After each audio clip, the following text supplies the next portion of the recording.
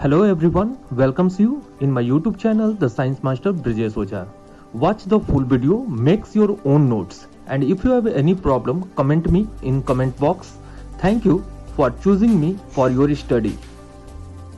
Hello, good morning everyone. Welcomes you in class 7 के science के video में आप सभी का फिर से स्वागत है।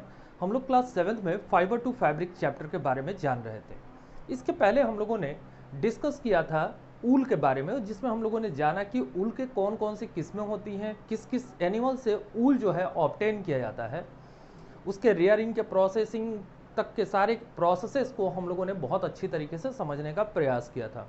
यहाँ पे आज हम लोग बात करने वाले हैं इस चैप्टर के दूसरे पार्ट के बारे में, जिसमें हम लोग सिल्क के बारे में जानेंगे। सिल्क के जो कपड़े होते हैं काफ़ी महंगे होते हैं। आप लोगों ने भी सुना है, जो बनारसी साड़ी है या बहुत साउथ इंडियन साड़ी हैं, कांजीवरम या वगैरह वगैरह जो साड़ियाँ हैं वो सिल्क के थ्रेड से तैयार की जाती हैं। सिल्क को इतना वैल्यूएबल माना जाता था पुराने ज़माने में कि चाइना से और यूरोप की तरफ जाने वाले एक रूट का ही नाम सिल्क रूट दे दिया गया था। यानी चाइना की यहाँ पे बात आई तो चाइना के बारे में बता दें कि चाइना को एक कंट्री के रूप में जाना जाता है जिसने सिल्क को इस पूरे विश्व के सामने में इंट्रोड्यूस किया था। सिल्क का इतिहास बहुत ही पुराना है। ऐसा माना जाता है कि 4000 से लेकर के 6000 बीसी तक, बिफोर क्राइस्ट, 4000 से लेकर 6000 बीसी तक सिल्क का इतिहास रहा है। लगभग 3000 बीसी के पूर्व में चीन के एक येलो एम्परर हुआ करते थे। उनकी वाइफ थी सी लिंग सी। उनको इसका क्रेडिट दिया जाता है कि उन्होंने सिल्क या सेरीकल्चर के प्रोसेस को इन्वेंट किया था और किस तरीके से सिल्क फाइबर को स्पन करके, बुन करके उससे कपड़े तैयार किए जाएंगे।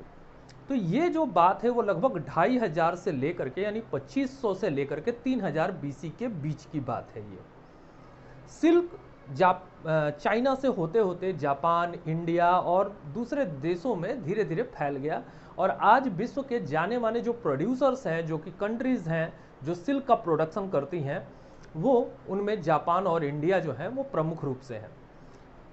सिल्क की अलग अलग किस्में हैं, जिसमें मूलबेरी सिल्क, मूंगा सिल्क, तसर सिल्क, अलग अलग तरीके की जो सिल्क की किस्में हैं वो बहुत ही मशहूर है और सभी की वैरायटी जो होती है वो अलग अलग होती है। सिल्क के बारे में अगर बात करें तो सिल्क कैसा है, सिल्क के जो फाइबर्स होते हैं वो काफ़ी फाइन, स्ट्रॉन्ग और सॉफ्ट होते हैं। सिल्क फाइबर्स आर फाइन, यानी बहुत ही स्मूथ होते हैं, फाइन होते हैं, स्ट्रॉन्ग होते हैं, लस्ट्रस होते हैं, लस्ट्रस यानी चमक होती है इनमें, तो फाइन होते हैं, स्ट्रॉन्ग होते हैं, शाइनिंग फाइबर्स होते हैं। और मेनली ये जो बने होते हैं सिल्क के फाइबर वो प्रोटीन से बने होते हैं। मेनली वो प्रोटीन के फाइबर्स होते हैं। तो प्रोटीन के फाइबर हैं, एनिमल फाइबर हैं, तो जब भी इनको जलाया जाता है तो silk give the burning hair smell. These are animal fibres composed of protein. So on burning gives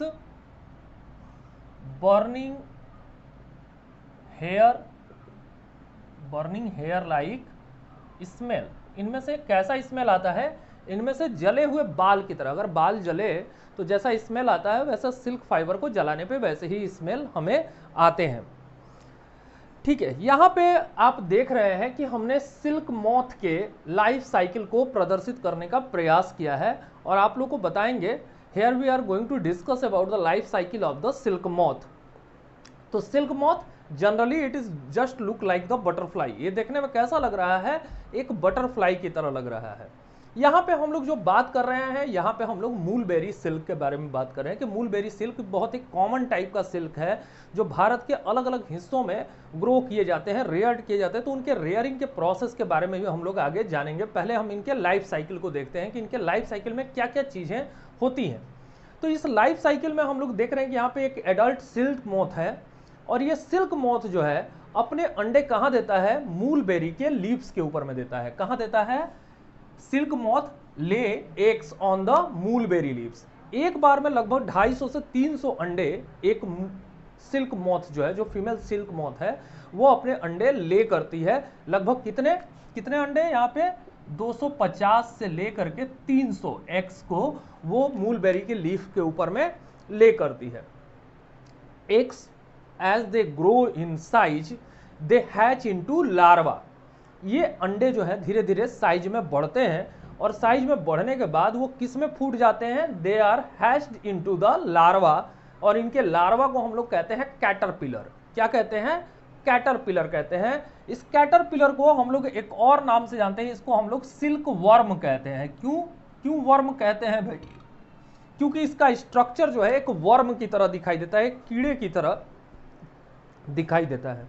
तो एक वर्म लाइक स्ट्रक्चर है, सिल्क वर्म की तरह दिखाई दे रहा है, ये सिल्क वर्म कहलाता है, या इसको कैटरपिलर के नाम से जानते हैं। बड़ा इंपॉर्टेंट चीज है, आपको जानना है कि सिल्क वर्म को क्या कहते हैं? हम लोग कैटरपिलर कहते हैं।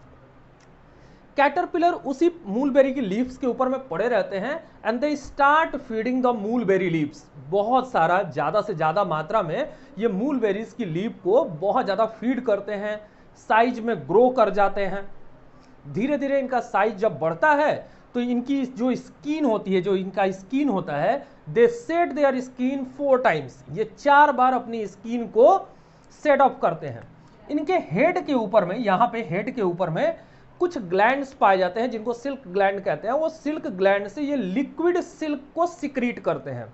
वो लिक्विड सिक्रीट जो सिल्क होता है वो एक तरीके का प्रोटीन है, सेरेसिन, जो कि एयर के संपर्क में आकर के हार्ड होता है और क्या बनाता है? सिल्क फाइबर बनाते हैं।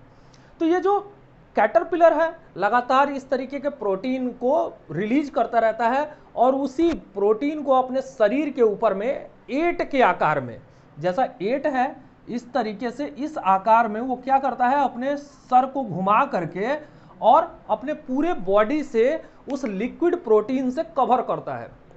जब वो कवर करता है तो फाइनली जब वो प्रोटीन सूखता है एयर के संपर्क में आकर के, तो वो एक स्ट्रक्चर के अंदर में बंद हो जाते हैं, और उस स्ट्रक्चर को हम लोग क्या कहते हैं? कोकून कहते हैं। क्या कहते हैं? कोकून कहते हैं। तो पूरी तरीके से वो कैटरपिलर कहां इनक्लोज हो गया? एक सिल्क थ्रेड के केज में, कह ले एक घेरे के अंदर में पैक हो गया, और उसी को हम लोग क्या कहते हैं? कोकून कहते हैं।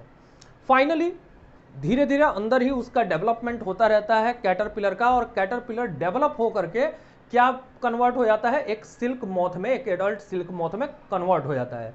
फाइनली ये जो कोकून है ये टूटेगा, और उसमें से एक सिल्क मॉथ जो है वो बाहर निकल जाएगा।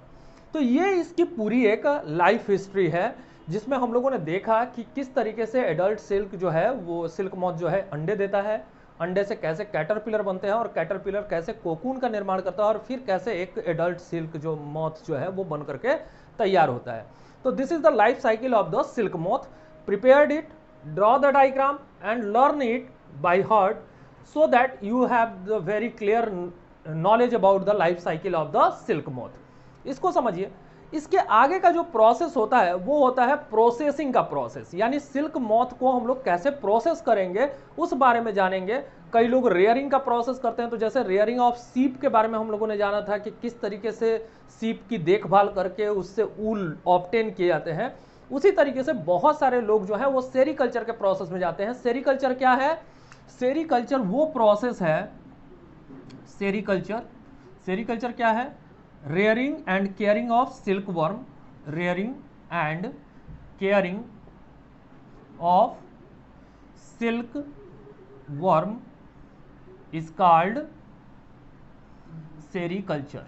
ठीक है, तो सेरीकल्चर वो प्रोसेस है जिसमें हम लोग सिल्क वर्म की देखभाल करते हैं, उसको फीडिंग देते हैं, उसको लिविंग एटमॉस्फेयर प्रोवाइड करते हैं, जिसमें वो बेहतर तरीके से ज़्यादा मात्रा में ग्रो करें और उनसे हमें इकोनॉमिक प्रॉफिट हो, क्योंकि ज़्यादा से ज़्यादा हमें सिल्क थ्रेड मिलेंगे, और जब ज़्यादा से ज़्यादा सिल्क थ्रेड मिलेंगे तो उससे हमें इकोनॉमिक बहुत ज़्यादा फायदा होगा। तो हम लोग जानेंगे कि ये जो प्रोसेसिंग है कि किस तरीके से सिल्क वर्म को रियर्ड किया जाता है, उनकी देखभाल की जाती है, और उनसे सिल्क थ्रेड निकालने के क्या प्रोसेसेस हैं उसके बारे में बात करेंगे। तो लेट्स वॉच द वीडियो। चलिए यहाँ पे हम लोग देख रहे हैं कि सिल्क थ्रेड को किस तरीके से प्रोसेस करके उससे कपड़े तैयार किए जाएंगे। तो जैसा हम लोगों ने अभी लाइफ साइकिल में डिस्क्राइब किया था इस सारे प्रोसेस को, उसी तरीके से यहाँ भी देख रहे हैं कि एक फीमेल सिल्क मॉथ है जो कि मूलबेरी लीव्स के ऊपर में क्या करती है, अपने अंडों को देती है। अब यही प्रोसेस जब कोई सेरीकल्चर परफॉर्म करता है, कोई भी फार्मर है जो सेरीकल्चर की टेक्निक को फॉलो करते हैं, तो वो क्या करते हैं कि इन अंडों को कलेक्ट करते हैं और दे purchase it from the sericulture centres. जहाँ पे सेरीकल्चर्स होते हैं तो उन सेंटर से वो इन अंडों को खरीद करके भी प्रोसेस कर सकते हैं। तो आप जानते हैं कि एक जो सिल्क मॉथ होता है लगभग 250 से 300 अंडे एक बार में फीमेल सिल्क मॉथ देती है। वो उस तरीके से अंडों को ले करके आते हैं और उनको एक इनक्यूबेटर में रखते हैं। अब यहाँ पे सबसे बड़ी बात होती है कि रेयरिंग क्या होता है। तो रेयरिंग का मतलब क्या होता है, हम लोगों ने पहले भी बात करी है कि रेयरिंग क्या होता है, taking care of silk moth to produce silk is called rearing.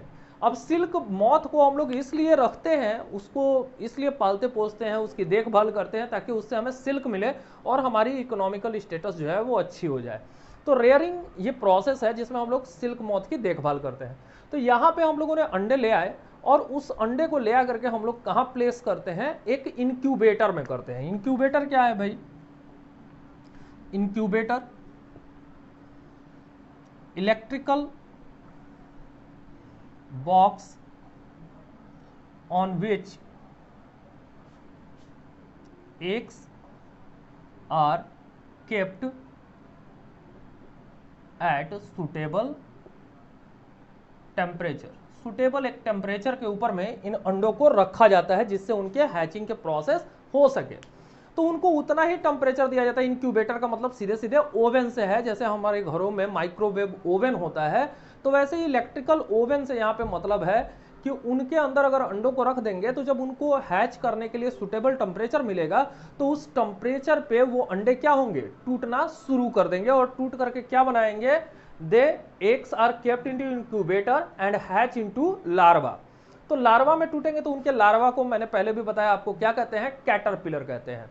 जब ये कैटरपिलर निकलते हैं तो उन कैटरपिलर्स को बम्बू की ट्रीज के ऊपर में, बम्बू का जो ट्रे होता है, बांस का एक ट्रे होता है, उसके ऊपर में उनको रख देते हैं और उनको खाने के लिए बहुत सारी चॉप्ड की हुई, काटी हुई मूलबेरी की लीव्स उनके पास में छोड़ दिया जाता है।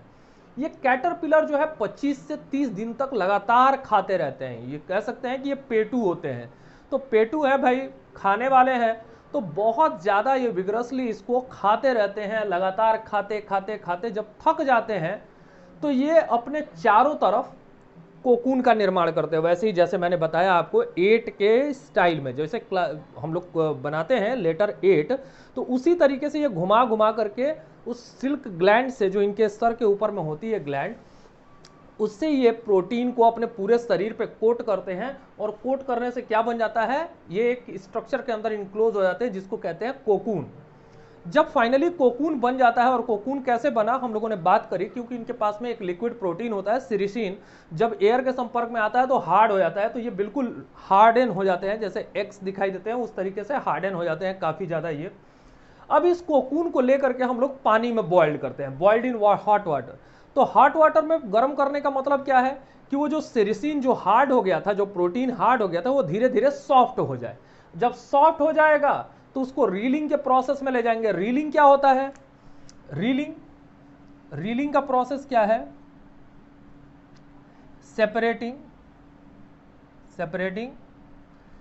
Silk fibres from cocoon. Cocoon से सिल्क फाइबर को अलग करने का जो प्रोसेस है, जो रील बनाने का प्रोसेस है, सिल्क के थ्रेड बनाने का प्रोसेस है, उसमें हम लोग क्या करते हैं, रॉ सिल्क के फाइबर या थ्रेड्स जो है वो बना लेते हैं। इसी सिल्क थ्रेड को बनने के बाद में हमारा एक सिल्क तैयार हो जाता है जिसको हम लोग कहते हैं थ्रोइंग सिल्क। इस प्रोसेस को कहते हैं थ्रोइंग। थ्रोइंग का मतलब होता है कि preventing the silk thread from splitting. Throwing का मतलब क्या होता है, थ्रोइंग का मतलब होता है